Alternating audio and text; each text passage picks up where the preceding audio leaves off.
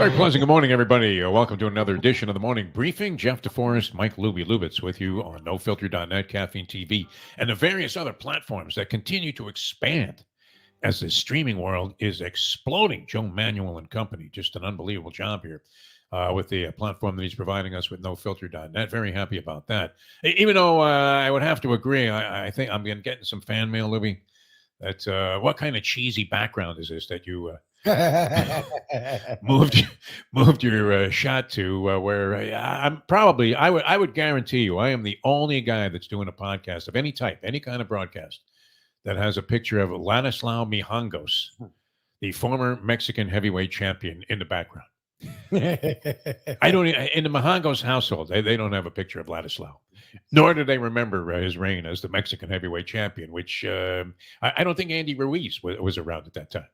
But it was fairly scant pickings in the heavyweight division. But somehow I ended up commemorating this man now permanently into cyberspace as we have him as the backdrop for this program. All right, I come to you dazed and confused, Libby. I'm dazed and confused. I don't think I can do anything but lose. It's unbelievable. I went to bed last night thinking I watched a couple of games. I don't know if you were on board. These were local games taking place involving South Florida teams where we originate from. And so you had games of significance. You had the Miami Hurricanes basketball team in the Final Four last year. Jim Larinaga, a good friend of ours, going to appear on one of our programs tomorrow, as a matter of fact. Always a great, just a dynamic treasure chest of basketball information and conversation.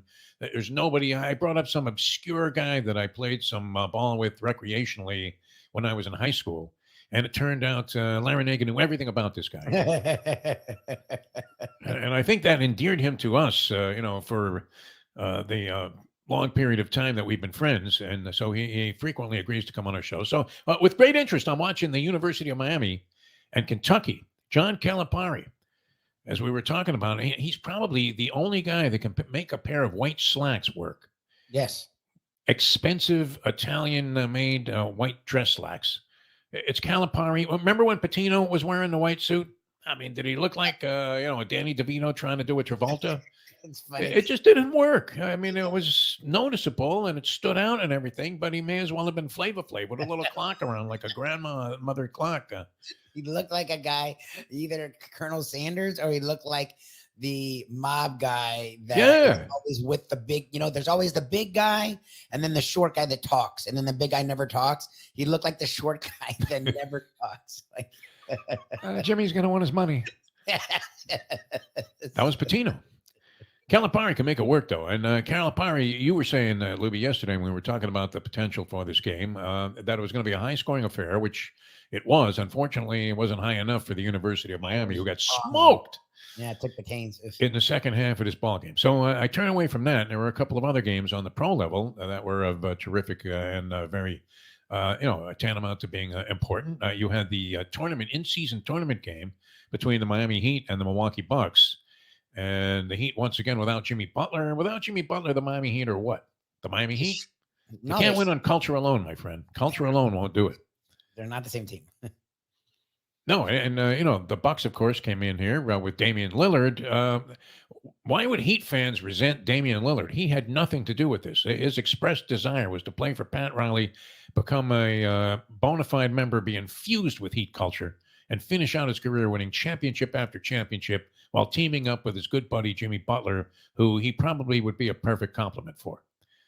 Should the Heat fans resent the fact that this Joe Cronin guy, not the former American League commissioner, but the general manager of the Portland Trailblazers, who haven't been good since Bill Walton was there in the low post.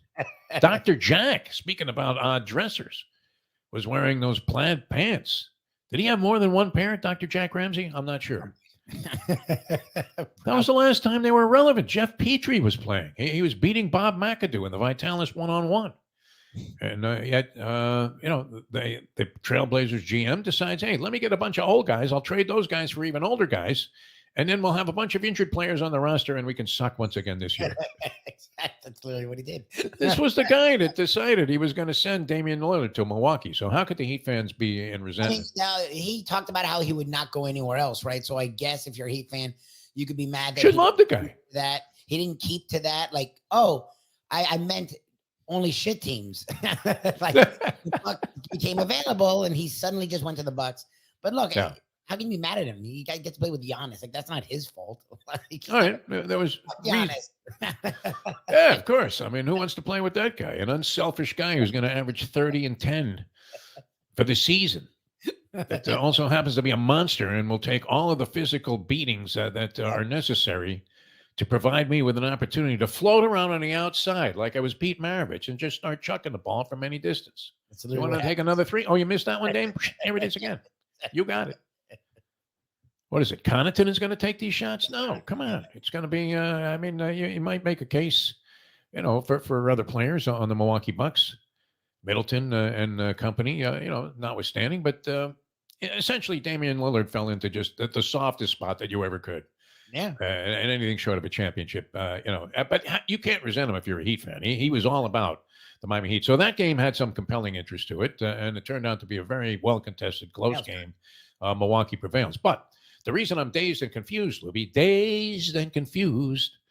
I watched the Florida Panthers Toronto Maple Leafs game last night, and I watched it to what I thought was its conclusion. And we've been talking about this. I don't know. I mean, I always ride you because as San Antonio had the ball and it looked like they were in complete command of their game, going to the free throw line to ice their game against the Miami Heat and win the championship. What was that? Game 6? Game 6 of the series? 13. Right. Okay. So Popovich gets cute. He has Tim Duncan on the bench, even though he's going to need a rebound defensively. He keeps making these righty-lefty switches like he was Tony fucking La Russa.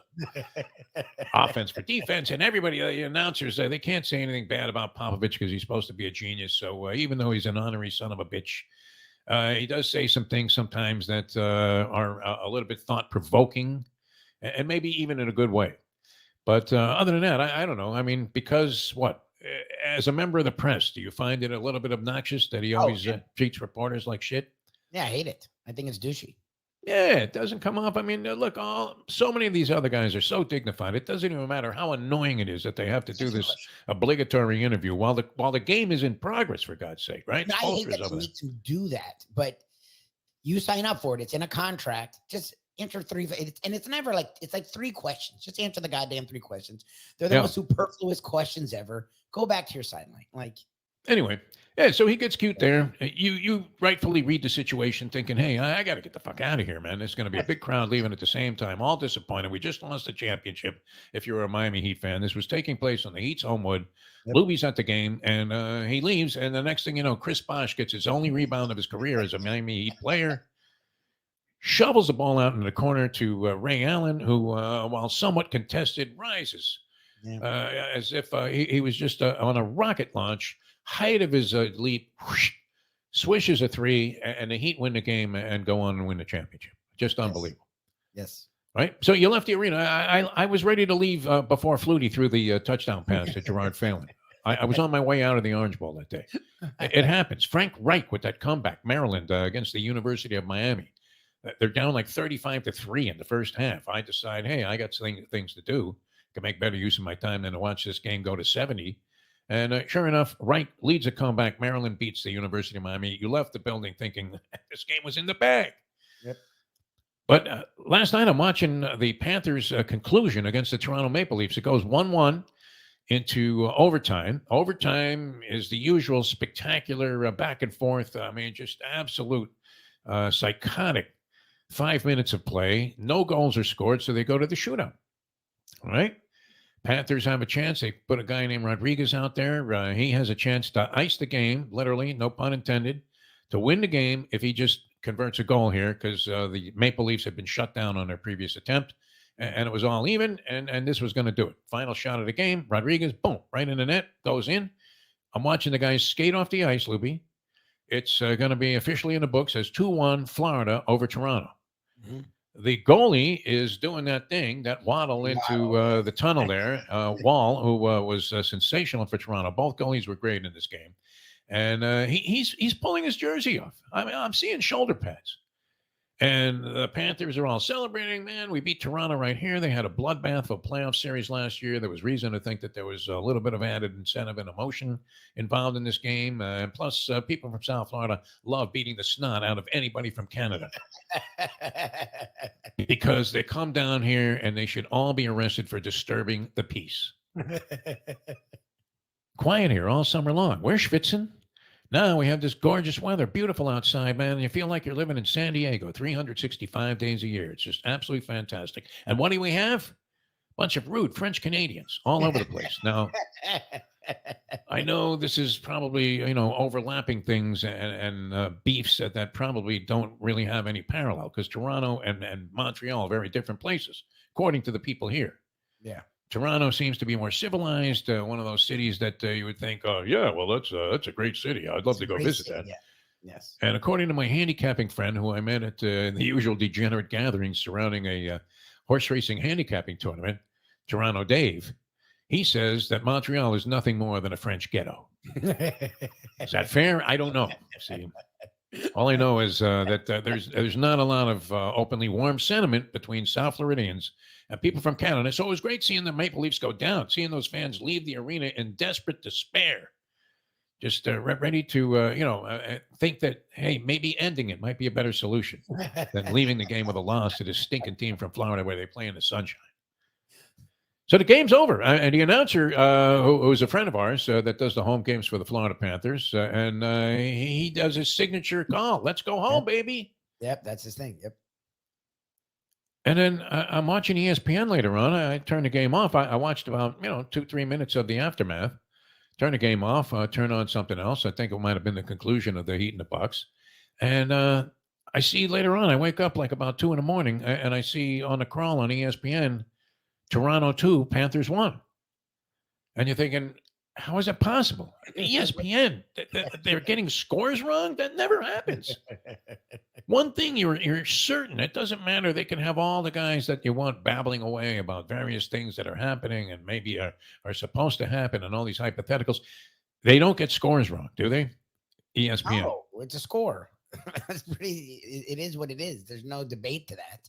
That was the big fear when I was in the newspaper racket, that you might put the score wrong in the headline. And if you did, that was it, man. I mean, you were a disgrace to print journalism at that point. Other guys from other newspapers would be calling, going, hey, can you believe that? I don't care. Your circulation is down to 3,000. No wonder, man. You got the score wrong on the UCLA USC game. They don't get scores wrong on ESPN. It doesn't happen. No. It's impossible. Mm-hmm. Right? So I don't go to my phone because it's the middle of the night, Lubie. And then I wake up this morning and I see on a local channel, they have a crawl of sports scores involving the local teams. And they've got Toronto 2, Panthers 1. And I thought, oh, you got to be fucking kidding me, man. These guys don't do their own work. They copied this mistaken score off ESPN. You still think it's wrong. But they literally, I think, well after the game, when all these guys had left the ice, they made them come back on, and they continued the game because they disallowed the apparent game-winning goal by Rodriguez of the Florida Panthers. On a shootout. On some technicality, you can't find it, right? You went Zapruder film on this. I've watched the video a bunch of times now. It just looks like a goal. I don't know what he did illegal. The game was over. It's a shootout. Now, when does that happen? When they give? I mean, you've seen, kickers, and the coach does the traditional supposed icing thing, which I think only helps the kicker. And, every now and then you'll see one where the guy, I guess it happens more frequently than I care to think, where a guy made the kick before he was iced. Yes. And then he misses it once he comes back out. Yes. Maybe he's going for, some really long field goal. But rarely do you see a game turn around on that kind of a thing where they bring the players back out and they have to finish off the final 2 seconds. Because some referee didn't realize that, even though they had stormed the field in the Michigan-Ohio State game, he's going to clear the field to play this 1 second with the score impossible to overcome. That, one team has an insurmountable lead, and they're still going to make them play the last couple of seconds. How often do you see those games turn around? Never, right? Oh, no. This one did. I mean, you could have the Heidi game. You could have the Miracle at the Meadowlands. You could have all of these games that you turned off well in advance or maybe left the arena way in advance. And I don't know that you'll ever see anything quite like this where the winning goal was scored and everybody's gone. And then the next day, you find out that your team lost. Pretty incredible. I wonder if they informed the Panthers and Paul Maurice. They probably didn't even have him come back on the ice. They just let the Maple Leafs steal the game. Holy Gary Bettman, man. There should be an investigation. All right, that's it. The morning briefing. I don't know that I will be able to ditch this confusion about that particular happening. It may haunt me for a couple of days, so we'll see what happens. You guys have a great day. Thanks for tuning in. For Mike Lubie Lubitz, I'm Jeff DeForest. That's today's edition of the Morning Briefing here on NoFilter.net, Caffeine TV, all the other platforms. And we'll see you tomorrow with the next edition of the show.